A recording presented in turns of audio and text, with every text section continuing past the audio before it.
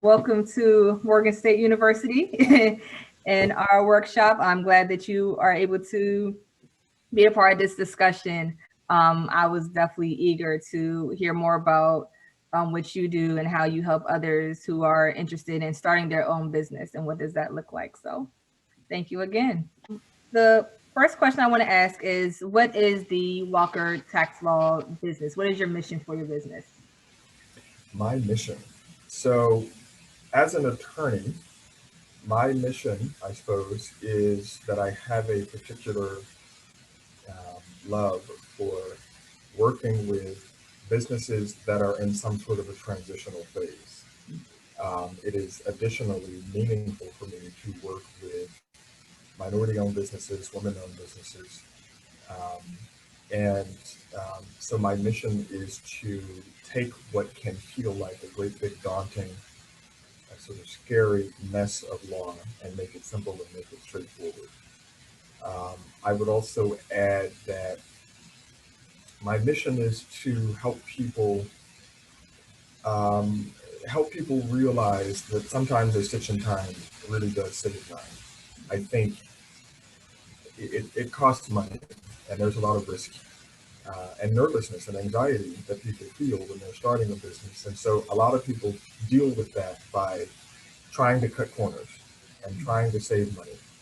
And they don't realize that you can end up in tax trouble, or you can just end up in trouble, not in the sense of doing something criminal, but that you can find yourself having made a decision that locks you into something that you didn't want to be locked into, all because you wanted to save money, or you kind of were afraid that somebody would say no, and you didn't ask the right people that have the right wisdom or the right experience. And so my mission is to help ward off problems um, down the line by helping people understand when it is that they need to ask for help. Business owners tend to be very much bootstrap type A personalities. And it's easy to feel that, through sheer hard work and elbow grease, I can do this. I don't need help, or I don't need too much help. Um, but so a part of my mission is again to help people realize that help is a good thing, and that should be also a part of your business plan. Definitely. Thanks for that. Definitely noted. Do you think what are the steps that you would need to make or create a startup business? I always see students that they have always had a side hustle, and now since during COVID, it is business ownership, or businesses or startup businesses are really starting to boom during this time. So, what are the steps that you would need to really create a startup business? I would say, you know, honestly, one part of that answer is going to sound like, oh, I've heard that before. Every young guy or idiot guy that's starting a business that you could find at a bookstore said that. And that is, sort of do your homework, know what you're getting yourself into, um, just find out what types of permits and licenses you will need. Find out sort of some sense of marketing research, right? Who are my competitors? How am I going to be different? How am I going to distinguish myself? And not to just enter into these types of decisions too lightheartedly. So again, I feel like you've heard all that before, and everybody who thinks they might want to start a business, they feel like they've heard that 100 times. But I think that can't be overstated. The flip side of that same coin, I'd say, is to understand that you're gonna make mistakes, and that you have to not think of everything that didn't work out the way you wanted it to work out as a failure. Or if it is a failure, understand that failure is not always a bad thing. You want to learn from your mistakes, and you don't. There are times when you have to evolve, when you have to shift, and you have to modify how you go about things. Um, I, at the same time, so I don't want to pretend that you should just be stubborn and that there's never a time to sort of throw in the towel. But I think more often than not, you want to evolve, you have to, you have to bob and weave. So I would say the steps are, in more concrete fashion, think carefully about sort of what type of industry you're going into. Are you providing a service or are you providing a good? Right? Am I selling lemonade or am I selling sort of some sort of a consulting service? Right? And once you sort of understand whether you're selling a service versus a good, then you want to start thinking about, again, common expression that everybody's heard a million times: supply and demand. What is the demand out there that I'm supplying? And how has that demand changed? How could it possibly change? And then the minute you think that you know what your supply is or what your demand is, then something like a pandemic comes along and totally changes your whole world. So you want to think about eventualities and contingencies. But I would say that those broad stroke ideas that everybody has heard about in the first chapter of their econ textbook, they really are true. You want to think about your industry, sort of what you're selling, who else is selling it, how you can either compete with that person, how you can market yourself differently from that person, even if you're selling the exact same thing. And then again, you want to think about what could go wrong. If I need rubber to make tennis shoes because I want to sell tennis shoes or make tennis shoes, then I need to understand what happens in the rubber market. Because if something happens in the rubber market, that's going to affect my ability to put soles on my shoes, even though I'm not in the rubber making business. So again, you want to understand what are the contingencies, what are the supply chains that feed into what you make if we're talking about a good. And then again, if you're talking about a service, it's just, it's how am I marketing myself differently? And I, as an attorney, right, there's a million attorneys in DC. The question is, what am I offering that's different? Who am I reaching? And how do I reach those people? And so there's no easy answers to these questions. But the point is, am I asking all the right questions? And am I asking the right people? Definitely, that is definitely something to think about, especially when it comes to everyone is selling the same or really trying to maneuver what you want to do for your business as a whole. So that is so true. um, so let's go into what an LLC is. What is an LLC? We keep seeing companies or different organizations that say get an LLC or get a sole proprietorship. What is the difference and what makes that so unique to have, especially at this age? So I could give you sort of a law school answer,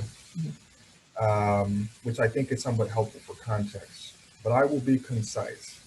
So anybody can today decide that she wants to, again, I'll just use the common example of selling lemonade on the street or selling t-shirts right next to the Capitol building, right? Anybody can just decide to go into business at any given moment in time. You don't have to tell the government. You don't have to file anything with the government in order to do. And that's called, either if there's one of you, then the minute you go into business, then whether you know the vocabulary or not, that makes you a sole proprietorship. If there are two of you, that makes you a partnership. Or if there's more than two of you, then that makes you a partnership. So that's pretty much what that means, is that any two people who go into business with the goal of making money and turning a profit, then they are a partnership, whether they understood that or not. And any one person who decides to go into business is a sole proprietor.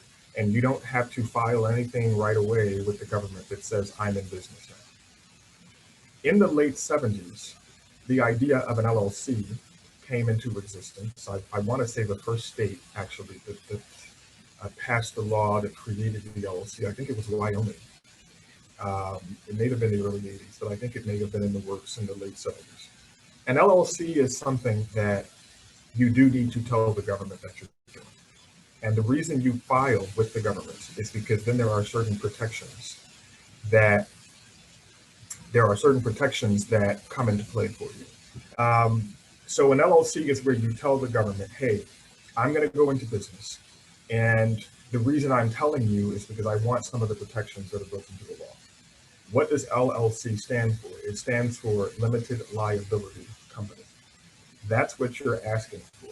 What you're saying is, if I create this company and I tell the government and I abide by the rules of what an LLC is, then my liability is limited to sort of the money that I put into the business.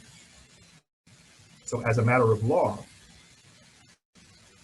if my business gets in trouble legally and someone tries to sue my company, then even if they sue my company and they bankrupt the company, that's it.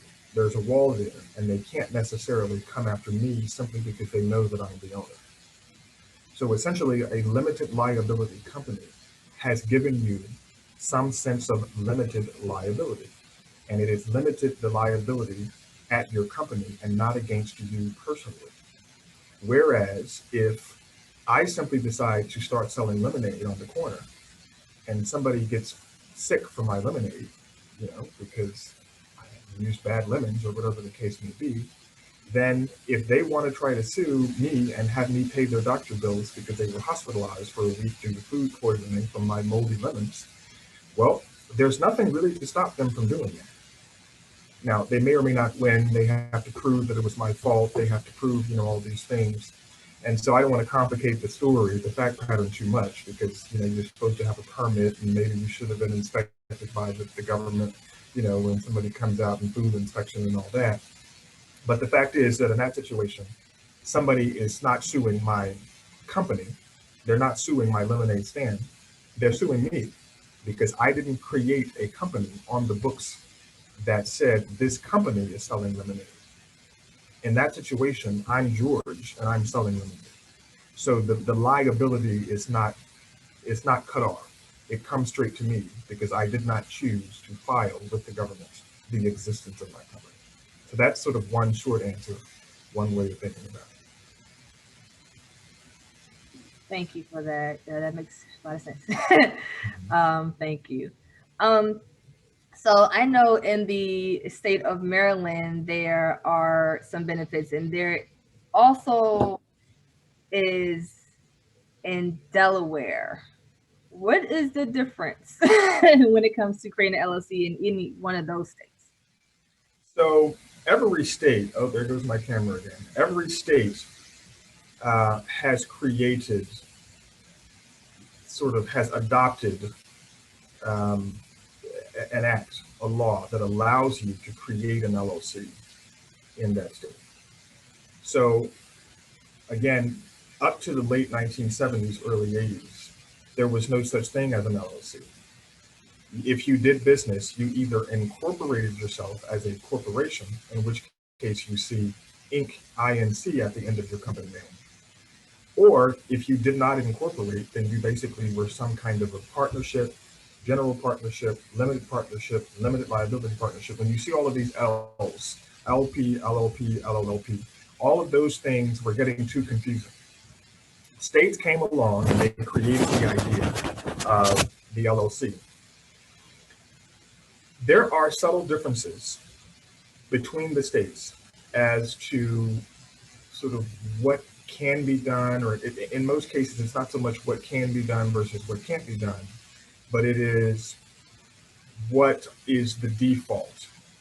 What happens in the default if you don't write it down, right? So coming back to what I said earlier, if you are going to create a business, then not only are you filing it with the government, but it's smart to go ahead and have an attorney draft up what's called an operating agreement. You may have heard of the term bylaws. That's essentially what an operating agreement is, because the only difference is that if you have a corporation, we call them bylaws because those are the rules that govern the shareholders' relationship to the company itself. If you're not a corporation and you're an LLC, then we call that an operating agreement, which essentially serves the same purpose because it is laying out all of the rules. So if you choose to do business in the form of an LLC and you do not write up an operating agreement, You can do that. There's nothing wrong with that or illegal about that. You simply filed a piece of paper with the state of Maryland and you said, I'm an LLC now. And so you are benefiting from the limited liability. However, if you don't take the next step and draw up an operating agreement, especially if there's 2 or 3 of you going into business together, then you're operating under the default rules of the law. And you can choose to derogate from those rules and do business the way you guys want to, but you have to put that in writing. If you don't put it in writing, then you're left with the default rules. And those default rules can change from state to state. Some of those changes are not very significant. Some of them are significant depending on sort of what you want to do. And sort of how you want to protect yourselves, or whether you're best friends, or whether you're family members, or whether you're going into business with somebody that you don't really know very well. So those are the subtleties between different states. Without teaching a whole law school course about it, yes, everybody hears about the popularity of Delaware. The real thing about Delaware simply is that Delaware early on marketed itself as the place that was, and I want to be careful when I say this, they very quickly established state rules that were very, some would say, far friendlier to corporations than they were to the shareholders of a corporation.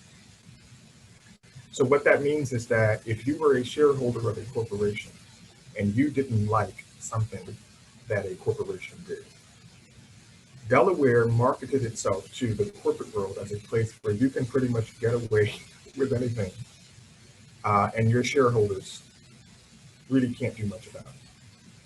So a lot of the fuss and fame of Delaware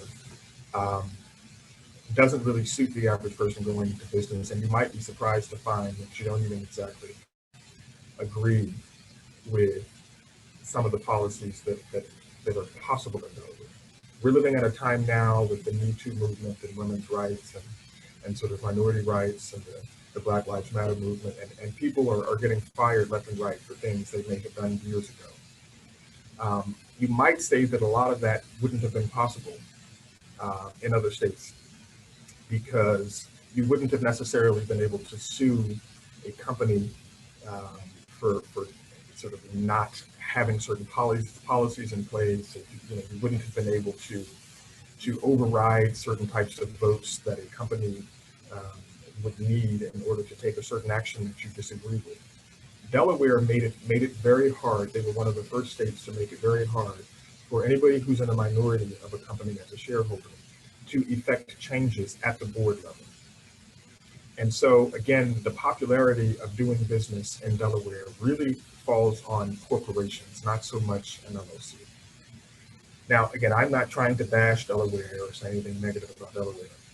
The other, you might say, benefit to doing business in Delaware is, or to creating a company in Delaware, again, a lot of it doesn't really apply to, or other states, I should say, doesn't apply, but I would say that other states have caught up. So Delaware, because they were so early in sort of pushing the envelope and in creating sort of new protections for corporations, what happened is that people, if they wanted to challenge the rules that are very firm and were very rigid in Delaware, you would have to go to court in Delaware in order to challenge Delaware law. If a company chose to headquarter itself in Delaware, even if they're building their skyscrapers in New York or LA or Miami or some other city, they can have their corporate headquarters in Delaware, which is really something just like the P.O. box, where they receive a few pieces of mail per year. Maybe they have an annual board meeting in Delaware just to establish some sense of foothold in Delaware. But for most of their business is taking place elsewhere, but nevertheless, as a Delaware headquartered company, you would then have to sue them in Delaware if you were a shareholder who didn't like something that the company was doing. So therefore, Delaware courts became sort of at the forefront of adopting and confirming and reaffirming laws and rules that were made possible by the Delaware legislature. And so what happens is, over time, Delaware became the popular place for corporations to headquarter themselves, because you already know that if Judge Johnson has ruled 10 times over the past 10 years that shareholders cannot sue me when my company does this one thing, then if I want to do that one thing, then I'm going to headquarter my company in Delaware. And then I'm going to say, I dare you to try to sue me, because the courts in Delaware aren't going to let you do that. So Delaware became a popular place because the courts began to have more sort of experience in the early years at backing certain actions that corporations wanted to take, even if some of their shareholders felt that those actions were not good for the environment, weren't good for minority or lower income communities, whatever they were, or simply, you know, fell outside the scope of what this company said it was going to do early on. Delaware courts began to protect a company's right to do essentially whatever it wanted to do, and so that made Delaware a popular place. So for all those reasons, Delaware today has this reputation, in the same way that, you know, France has a reputation for making great chocolate. You can find great chocolate here in Maryland or in DC, but if what you want is French chocolate, then okay, go get some French chocolate. So by the same token, Delaware has an established reputation that doesn't really mean a whole lot to the average person going into business. Unless you're going to go big and go corporate and you want to be able to do whatever, there's no great advantage to starting a business in Delaware versus Maryland. Not anymore. So that's, you know, again, there's some layers to the question, but I wanted to make sure that Maryland residents know that they can start a business right in Maryland and enjoy essentially all the protections that Delaware would give them. And to the extent that there are some default rules that are different in Delaware versus Maryland, you know, if you know what it is that you want to achieve, you can sit down with an attorney, and so long as you put that in writing, you don't have to drive up to Delaware to create a new company. Thank you for that. Thank you. There's a few questions that is posted in the chat that is based on the conversation at hand. I'll go with this one. Creating an LLC in Maryland, then eventually going physically go internationally. For example, most create a business here in the States and then move or work abroad and continue the business in another country online or etc. How does the work you do continue to follow Maryland guidelines where you are physically located? If that makes sense. How does the work that I do, what's the question again? Does it, when creating an LLC in Maryland, but then eventually physically going internationally, even though the business is in the States, when you move or work abroad and continue the business in another country, how do you continue to follow those Maryland guidelines where when your physical location is not in Maryland?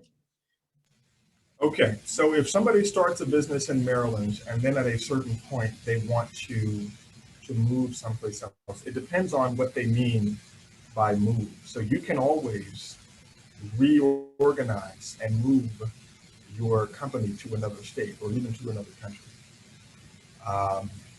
So if you choose to do that, then you're no longer subject to Maryland law with respect to the governance of your company.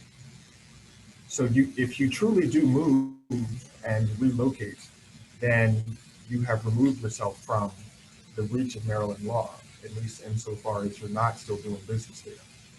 Now, there is a difference between your sort of your place of incorporation and your principal place of business. So as I said earlier, there are many companies that have a skyscraper somewhere on Wall Street or even here in DC for that matter, but that were created as a Delaware company. They have no office in Delaware, they have no building in Delaware, but they were created on paper in Delaware, and then they chose to build their building and to establish their presence here in DC or Maryland or anyplace else. So for many companies, their place of incorporation is the same place as their principal place of business, but they do not have to be. So if somebody incorporates in one state, but then essentially finds that the majority of their business and the majority of their business's presence is taking place in another state, then they will find themselves more or less subject to two states' laws. And there's nothing wrong with that. You just want to be aware of the fact that I now sell burgers in Virginia, even if I'm headquartered in Maryland, or even if, my first burger joint was in Maryland and now I've opened a second location in Virginia. And then, I eventually moved to Virginia because I'm selling more burgers in Virginia than Maryland. And I still keep my burger joint open in Maryland, but the one in Virginia is doing more business. And so eventually I determined, how about I just make Virginia be my principal place of business? Then again, you're going to be subject to certain laws in Virginia. Somebody who might want to sue you for food poisoning or whatever, they can sue you in Virginia. You have a presence there. They don't have to find you in Maryland to do that. And of course, doing business in Virginia means you're going to have to look into what sort of permits and licenses you need in the state of Virginia. Again, if you're in the space of selling some edible food, then you're going to need health inspections and you're going to need permits and things in Virginia. If you're going to hire employees, if the reason you moved is because your business has expanded and now you have employees in another state, well, then your employees in that state are going to have rights afforded to them by that state. That means if they want to form a union, that means that if in one state they're entitled to 3 weeks of vacation per year and not just 2, then you have to give your Virginia employees that amount of time off because that's where they live and that's where you hire them.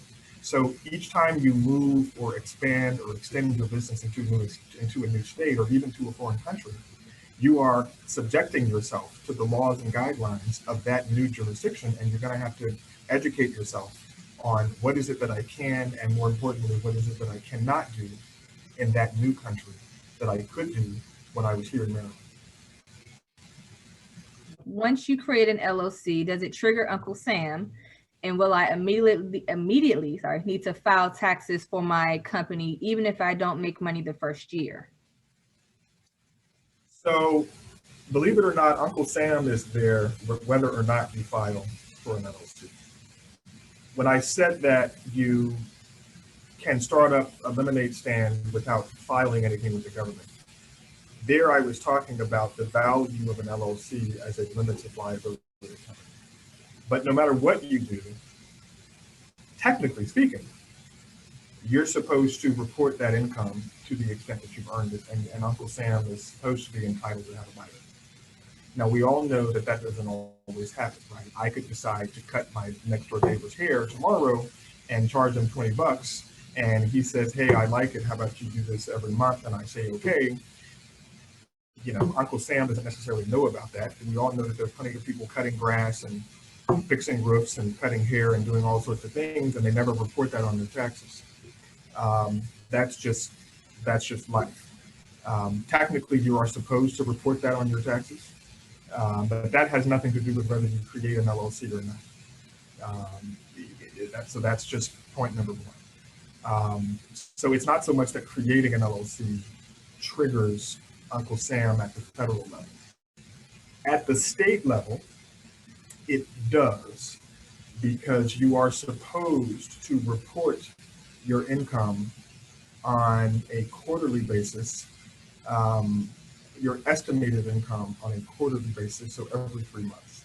And the reason the government requires that, you're supposed to report your income on a quarterly basis, both to the federal government and to the state government. And the reason they do that is because the government has learned the hard way that it's not so easy to trust people to set aside and save money for their taxes. So we're in tax season now. What does that mean? That means that on April 15, people will be filing taxes. And if you're lucky, you will get back some of the money that your employer, that your job took out of your paycheck. Well, if you work for yourself, there's nobody taking money out of your paycheck. So then when April 15 rolls around, there's a likelihood that you have spent all your money and that you owe taxes, but that you don't have it sitting somewhere. It's hard to trust people to set aside their taxes and to pay it once a year. So the government has created a rule that you are supposed to pay taxes on a quarterly basis so that it's not all piling up and waiting for you every April 15th. So Uncle Sam is there regardless of whether you create a corporation or an LLC or a lemonade stand. And you're supposed to report your income, and you're supposed to pay it on a quarterly basis if you expect that your income will be above certain thresholds. And that's where you have to check at at the state level and the federal level. There is one other topic that may have been on the mind of the person who asked that question, and that is oftentimes you hear of LLCs as a pass-through entity. And the reason we say that is because an LLC is the type of entity that does not itself pay taxes. There are corporations, again, Inc., INC period, that you see at the end of a company. Corporations are just like people in the sense that they have a tax ID number and they're supposed to pay taxes. LLCs have a tax ID number, but essentially what they're doing is they're simply reporting their income information. The LLC itself is a pass-through entity, which means that the income earned by the LLC gets reported on your personal taxes as the owner of the LLC. But the LLC itself does not pay taxes. It simply reports its income and then tells Uncle Sam that Renicia owes taxes on this amount of money because she is the owner of an LLC that turned a profit last year. And if that LLC had 3 members and they decided that they were three members of equal shares, then the tax filing submitted by the LLC says that this company earned $300 last year. Renicia was entitled to $100 of the $300 because she's a 1/3 member.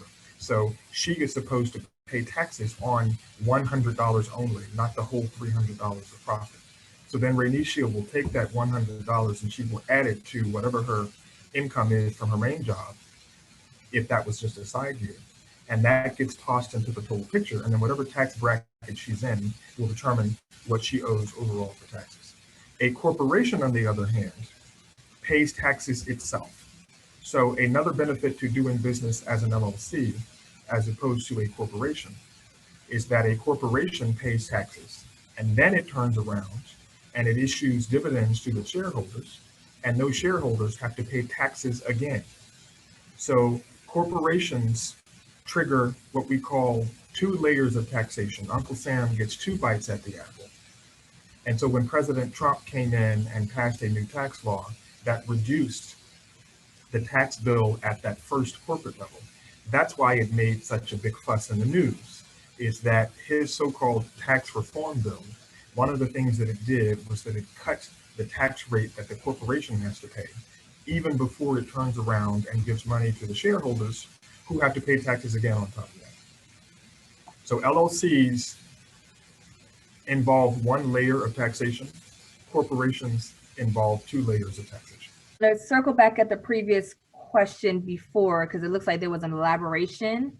It seems like the person still wants to continue to have revenue coming in from their LLC from the state that they're in, but they say because sometimes our money is worth more in the countries, it's not.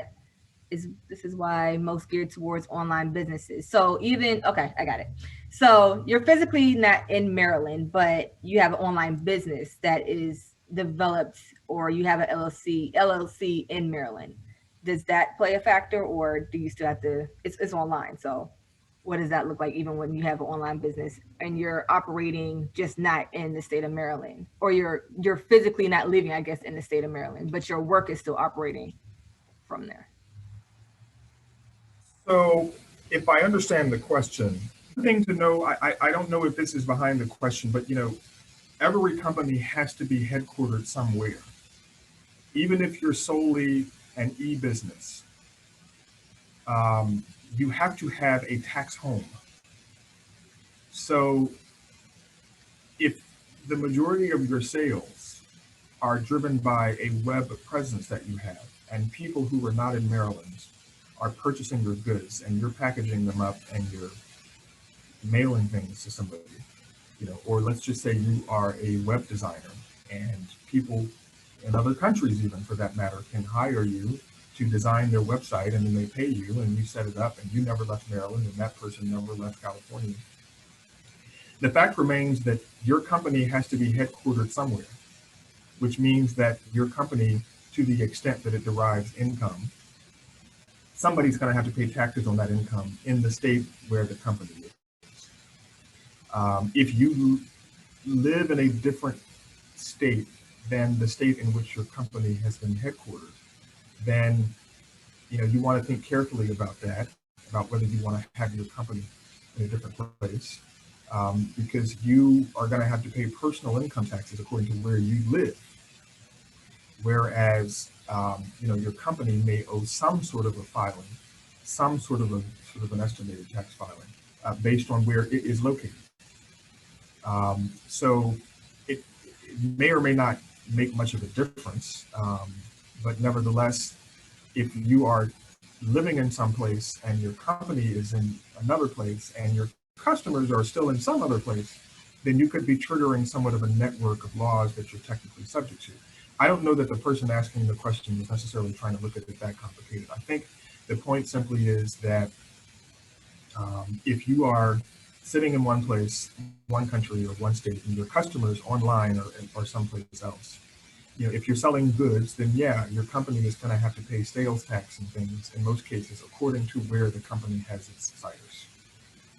Now, you could trigger other types of tax laws, for example, if you have a warehouse where your goods and inventory are sitting, then you could trigger some sort of a tax if your inventory is sitting in storage in some other state, which is separate from where your company is headquartered, which is then separate from where your customers are.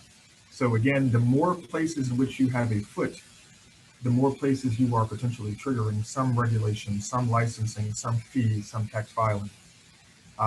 That's not the majority of cases, but I'll just put a pin there in case there was a follow-up or in case, I don't want to delve into too much detail on any one question because it can get complicated. Definitely understand. Let me go back to the very first question. Ms. Smith, forgive me. When should someone interested in starting a business begin to create a formal business plan? For instance, is it during the ideation process or is it when you only need the funding or et cetera? Oh, well, there's never too soon. It's kind of like asking when is it too soon to start teaching your kid the ABCs. So there are some 2-year-olds who know it.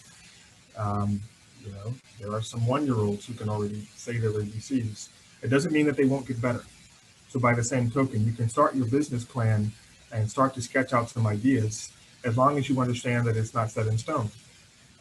It can change, it can evolve. Your ideas will change, and that's a good thing.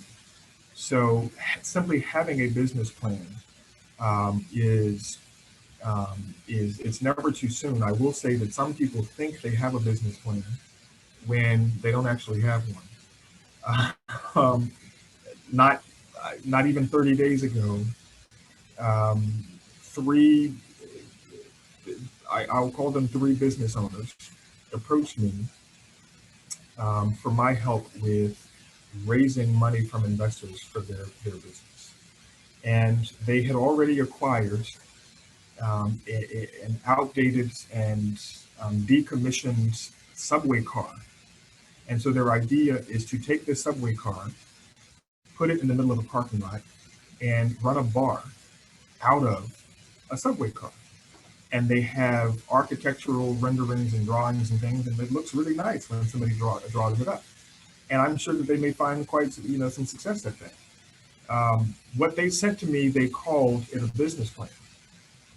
And I said to them, listen, I know of plenty of investors who might be interested in this type of idea, but there's not enough information in this business plan. You can't just tell me that, here's where it's going to be, and here's how it's going to look, and here are the names of the 3 owners, and here's their experience at running a restaurant, running a bar, and here's how passionate they are, here's how connected and well sort of known they are. All that's great, and all that does belong in the business plan. But what it was lacking was cost projections. They had pages on revenue projections based on other bars in the area, and they wanted investors to just bite at this because it looks like they could earn up to $3 million over the course of the next 3 years. But the fact is, the business plan lacked any information about what will your costs be. What have you looked into? Sort of how much alcohol will you have to be consumed? Will you have to consume? How many nights per week do you anticipate being open? Have you studied during what hours most people are buying alcohol How much staff will you need in order to make sure that you're open during the happy hours? What do you think your revenue projections are going to be, insofar as we don't know when this pandemic is going to be over? And so what they sent me was something that looked nice, but a business plan is something that answers all the questions that a potential investor needs to know. And I think sometimes people leave important information out of a business plan because they're afraid to reveal their secrets. They're afraid that, I have this idea, and if I tell too many people about it, then then they'll get my idea and they'll do it first. But it's a double-edged sword, because if you can't give people the information, they're not going to cut you the next $50,000 that you need in order to refurbish the Metro car that you purchased, which is right now just a rusted out Metro car. You need money, and you're either going to borrow the money to do it, in which case you're taking on a lot of debt, or you're going to find investors, just like on the Shark Tank show, who are going to give you money so that you don't have to borrow it. But when the money starts rolling in, they're going to take a cut of it. And in order for them to do that, they need to know that you've thought through all the details, that you know what you're doing, and that you understand what your costs are. And when you're lacking essential components of your business plan, that's a problem. So I got to tell you, there's tons of people out there who think that they have a business plan, and that's not really what it is. Thank you for that. We have 4 more questions left. Hopefully we can get through all of them. I'm going to ask this one that just came in. This student said, I have a business in the idea stage. I also have the stimulus check coming soon. Any advice on where to start everything? Well, that's a very open-ended question. The ideas phase, I'm going to need some more specifics.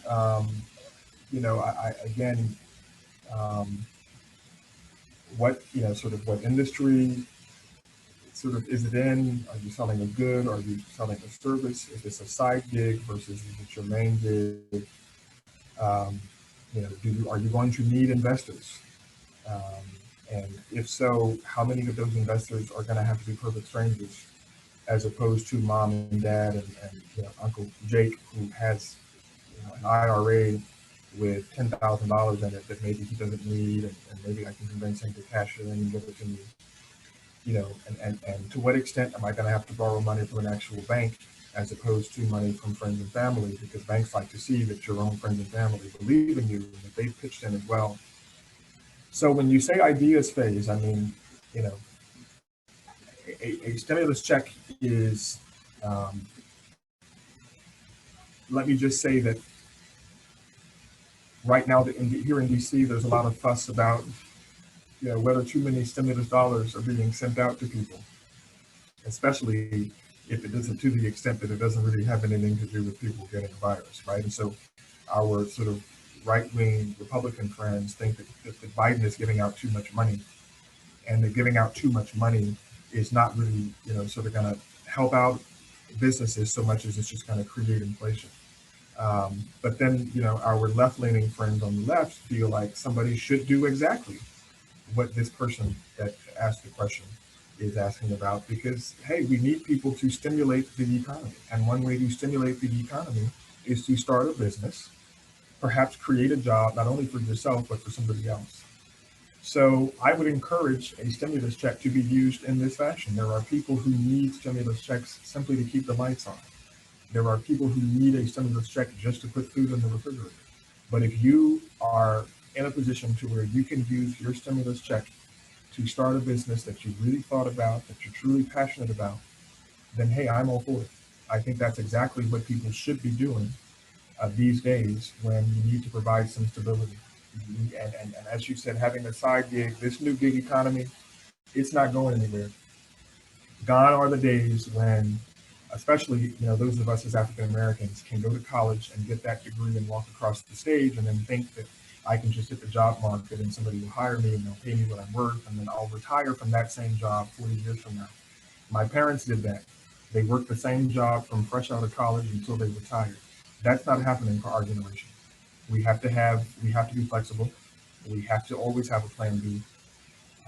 So I'm glad to know that there is this type of seminar that you guys are doing, because our young African American and minority and women minds need to feel empowered to do some things, even if it's scary. Definitely. Thank you for that. Three more questions. Very good question. If you have an LLC, what is the best way to pay yourself? The best way to pay yourself. Um, I think maybe what this person is trying to ask is perhaps um, how frequently to pay yourself. So it makes sense to, in your first year, um, try to pay yourself minimally as possible. So that means that if you have a spouse who also brings money into the household, and you can understand that you need to build up your company nest egg in the same way that a house needs to have a company nest egg, then I would urge you to try to do that. In the same way that every house needs a rainy day fund for when there's a car accident or a hospital visit, and insurance is only going to kick in after your deductible. Well, if you don't have a couple of $1,000s sitting around, then you're going to have to put it on the credit card, and that sucks because then you got to pay it back with interest. So a company really needs to think of itself in the same way, which means in the early phases, try not to pay yourself until you've gotten, maybe 6 months, 9 months worth of your expenses as a nest egg there, so that if you have a bad quarter, or so that if you just want to go on vacation and take a month off, because starting a business is no joke. I mean, it zaps your energy. And you don't want to have to be too stressed that you can never take a day off simply because you paid yourself every penny as it came in the door and you haven't built a nest egg. So that's sort of one answer to the question. Once you feel that you have your business and your company has some sort of nest egg, I would say to try to pay yourself on a quarterly basis, as opposed to every 2 weeks or as opposed to every month. It takes a lot of discipline, but you want to think in terms of the quarter. In January, you want to look at sort of what am I expecting my revenue to be, my expenses to be, and at the end of the quarter, how much did I make? Here were my expenses, here was my revenue, and what was my net profit, if any at all. And then you can take and enjoy some of that at the end of March. That makes plenty of sense. Definitely. Because as soon as people get money, they feel like they need to spend it, but definitely you have to use your business. Another question for Marilyn: if you create an LLC but the business isn't successful, is there anything you have to do annually, such as renew it for the LLC, or what does that look like? Well, so in order for your business to remain in good standing, I think it's on every other year that you have to renew. That has nothing to do with whether your business is successful. So I don't know if I'm understanding the question, but if somebody simply decides that, I tried that, that didn't work, let me think on what my plan B will be. It may be something else. It may be a different company. It may have a different name. There's nothing wrong with letting your business sort of lapse. It's not illegal for you to stop doing business. There are people who started a business 10 years ago and they still pay the annual fee every year or every other year, simply because they figure someday I may start it up again. And so, I'll just pay the fee, and then $100, it might even be less than that, just to keep the name active so that nobody else comes along and steals my trade name. So it all depends on what you mean by if it wasn't successful. But, it doesn't cost a whole lot of money to simply keep your business on paper active, even if in a particular year, you had a kid, you took time off, you went back to school, you took a certain job, at a company for a year to save up some more, and then you'll get back into your side gig, after that. That there's, you got to do what works. You got to stay open-minded. But the success of your business doesn't have anything directly to do with whether you keep the business itself active, unless, of course, you take a job and they say, you can't, we won't hire people who have a side gig because that could potentially conflict with something, with your employer, right? I mean, if you go into a government job, then they're going to ask you probably not to have too many side gigs. So, you have to think about that. Last question for the good of the webinar. Thank you again. What recommendations would you give a student who wants to start a business? after all? What recommendations? What recommendations would you give to or students in this case? I mean, I think we've touched on different aspects of that question, all along. So there's any number of recommendations, whether we're talking broad or just, very narrow. In a nutshell, I would just say, have courage.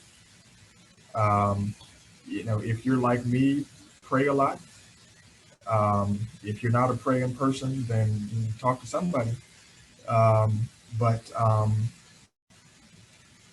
And again, at the same time, try to strike that balance between being committed and recognizing that no matter how golden you think your idea is, you're gonna have to tweak it. You're gonna have to modify it. It's chances are it's just not gonna look exactly the way you wanted it to look when you look back a year from now, 2 years from now. But at the same time, sometimes you do have to be committed, and when you have a vision, you have to stick with it. And so that's the hardest part: is when am I being stubborn versus when am I giving up? And that's the hardest part about starting a business, is having the courage to reassess on a constant basis that question. I want to be committed and I want to be steadfast, but at the same time, I want to be nimble, I want to be flexible. I mean, consider the fact that, little known fact, or maybe the secret's out now, maybe lots of people know it. Somebody once had an idea that people would much rather sit at home, go on the internet, browse through DVDs, and have one come to them in their mailbox, as opposed to having to get into their car and go to this store called Blockbuster and walk up and down the aisles and look at all the video cassette tapes or DVDs and grab one and then go back home and pop it in and watch it. Then get back in your car and go back and take it back to the store when it's time. The Netflix guys first pitched that idea to Blockbuster. And Blockbuster said, what? Nah, nobody wants to sit at home and receive DVDs and then turn around and mail them back. People want to get in their car, they want to walk up and down the aisles, and they want to say, ooh, there's the Jurassic Park cassette tape. I want to watch it.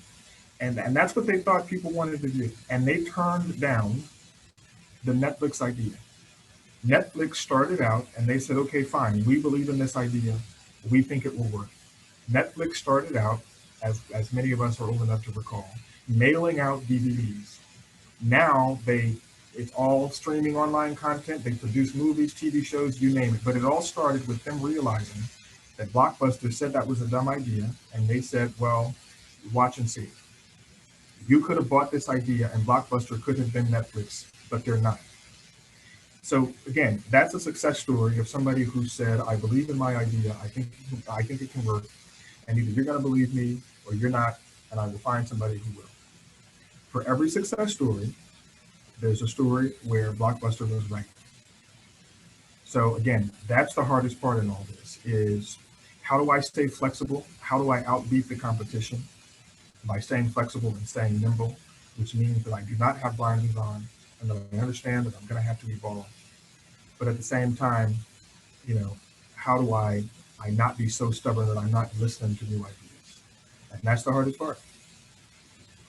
Definitely. Thank you so much again for this lovely wealth of information.